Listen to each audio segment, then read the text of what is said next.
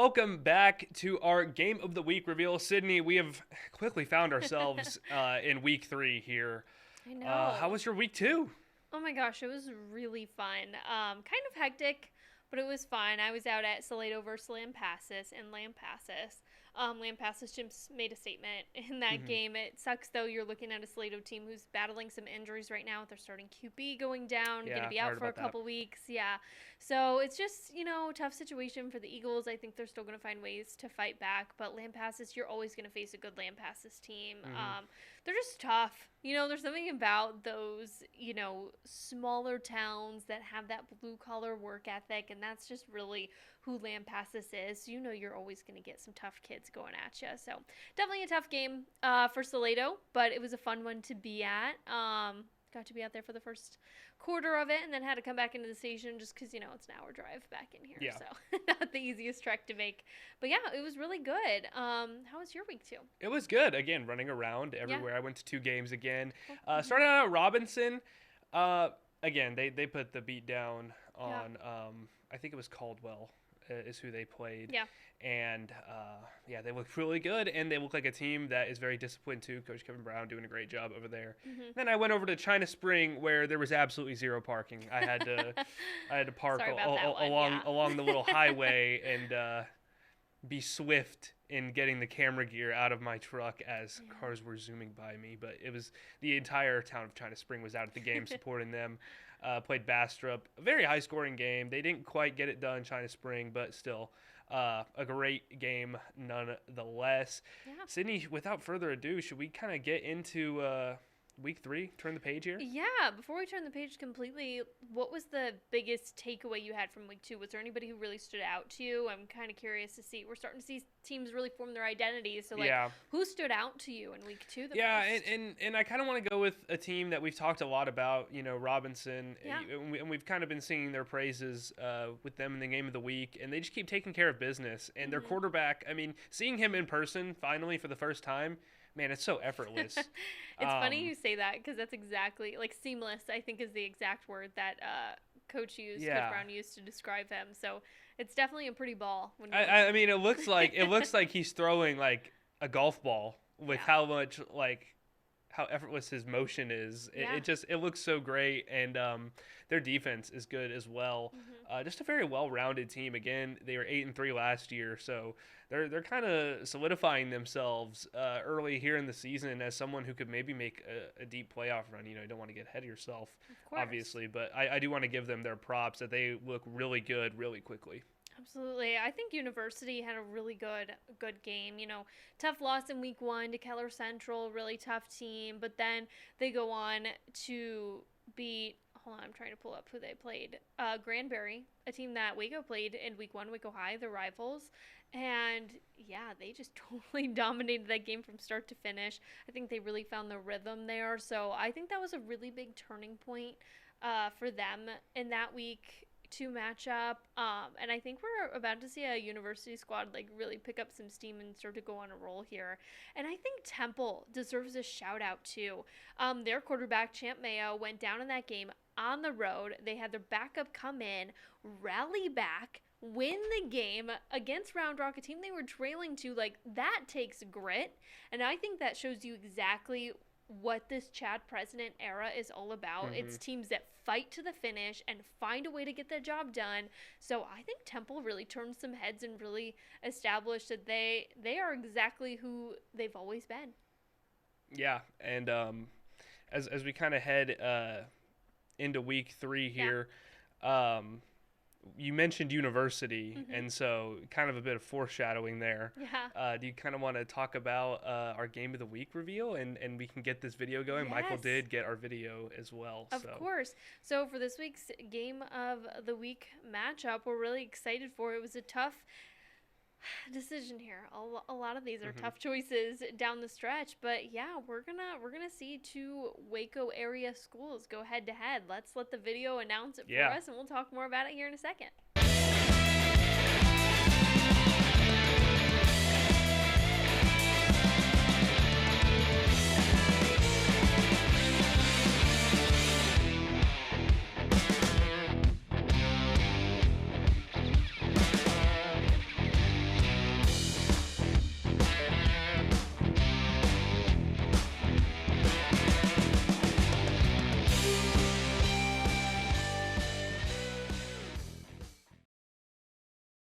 right, Sydney, we got China Spring taking on University in our game of the week for week 3. I got to, like I said before, I went out to China Spring this past week. Saw some great plays from them on offense. Christian Trevino made a great catch and then had an end zone fade touchdown that got him nominated in our player of the week voting. Sydney, can you tell us a little bit more about China Spring and what we can expect from their high-flying offense? Yeah, I think just that. You're gonna get a China Spring team who's hungry. Obviously, they only had 2 wins on the season last year. They're coming in to this season 1-1, so already making some huge improvements early on in this season.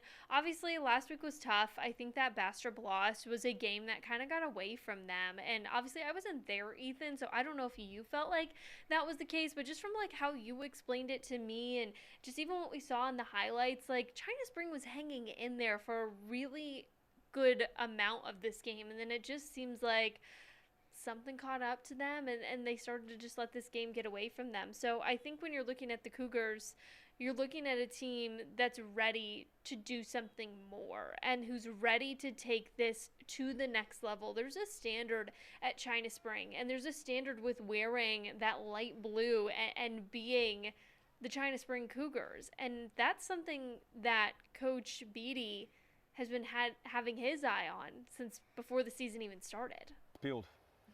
Keep your eyes peeled, for sure. We're excited. We're excited. We got a really good group of kids, and I don't want to say untapped potential. I feel like we're scratching the surface, and if we're able to get all things firing, it could be dangerous. Flipping over to University, Sydney, I was able to watch Waco High take on Granbury in week 1, and then University went and handled them this past week.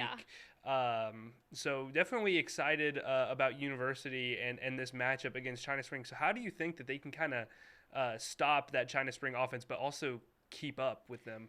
I mean, they've got some dogs all across the board. Yeah. In my notes, I literally were like, there's nothing but dogs all over the field That's all for you them. need. That's dogs. all you need. But, I mean, it helps when you have a guy like Junior Devontre Kirkland, the 3-star safety who's committed to Baylor, being there. He's a guy who can make big plays against whatever China Spring's throwing downfield to them. He's a guy who will be there and ready to, impact the game, maybe even get a pick or 2.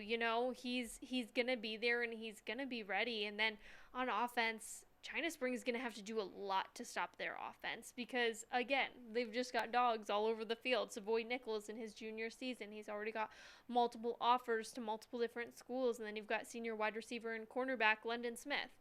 This guy is just unreal. London Smith, he's huge, first of all, for being in high school. Like, he looks like he's ready to go play college ball right now. He's averaging almost 80 yards per game receiving. And it's only, we're only going into week 3 of the season here. Something I think that's unique about Savoy is not only is he a threat slinging it down the field, which we saw him win game winners against Lampasas last season. Like, he's a guy who's going to hang in there with every team. He's also, I thought this was so unique, Ethan, he's the 3rd highest rusher on the team so far for the first 2 weeks of the season. So he's obviously not going to be the top rusher when they've got, good running backs and guys who can run the ball, but he's really quick on his feet, and we're seeing him develop in more ways than just chucking it down the field. He's taking control and using his feet a lot. But something I love about this University team is how they've all bought in to Coach Foster and who he is, and that's actually something I got to ask the guys about this summer during practice, is just a different style that Coach Foster brings to the field. We believe in him, he believes in us, so we just want to build on what we got, and then the trust is going to take us a long way.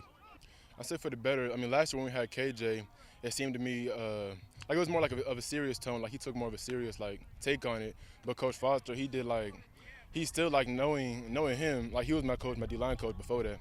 But before that, it's just him bringing in that sunlight, that hope, that we can do this together. It's amazing. We've been over KJ the past 4 years, so just letting Coach Foster come in and take his mantle. And then it's just an amazing year. All of us, being as old as we are, with London being a senior, me being a junior, we're just ready to go prove everybody wrong this year. All right, Sydney. Well, I'm definitely hyped for our Week 3 Game of the Week matchup.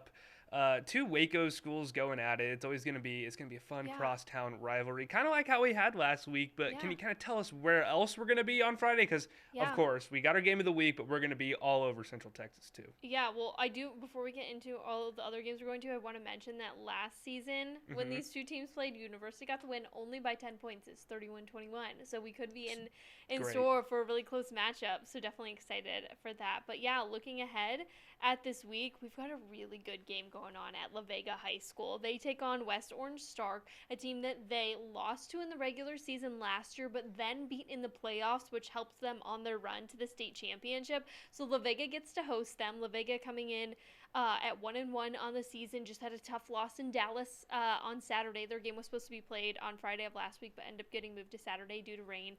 And they lost that one, only putting up one touchdown. I want to say the final score was 31 or 30-7 to Salina.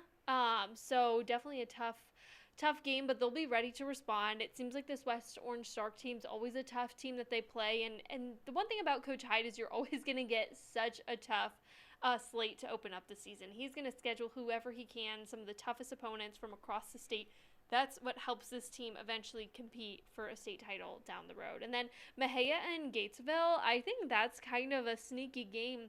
Gatesville just a really hard-nosed team, and same with Mejia. Mejia looking for a win. They had a tough week 1, so really looking ready to respond.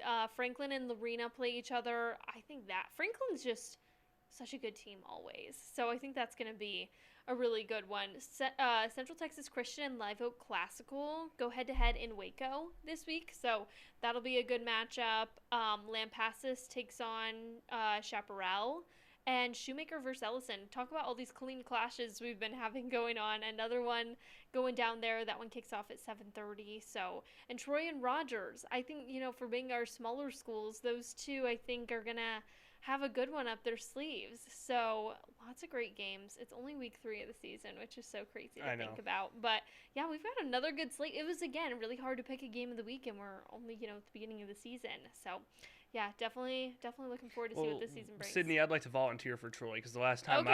I was out there, they put up a great Rogers. game. I have to look into that for you. Hey, still, I'm all there for the high flying offenses. Right. And speaking of high flying offenses, we got a lot more football content this week. Sydney, you'll be out at Baylor this weekend as well on Saturday, and we will have all the highlights and recap for you from the Texas A&M and Notre Dame game, also on Saturday. Which I think is on NBC, by the way. Yes. So you can watch it right so you here can on watch it KCEN, on KCEN. And something then watch else. us. And something else you can watch on KCEN, Sunday Night Football. Yep. Absolute classic that we had on Sunday night for the first one. Bills Ravens was an absolute movie. This week we'll have the Falcons and the Vikings. JJ McCarthy, Michigan girl Let's over go. there.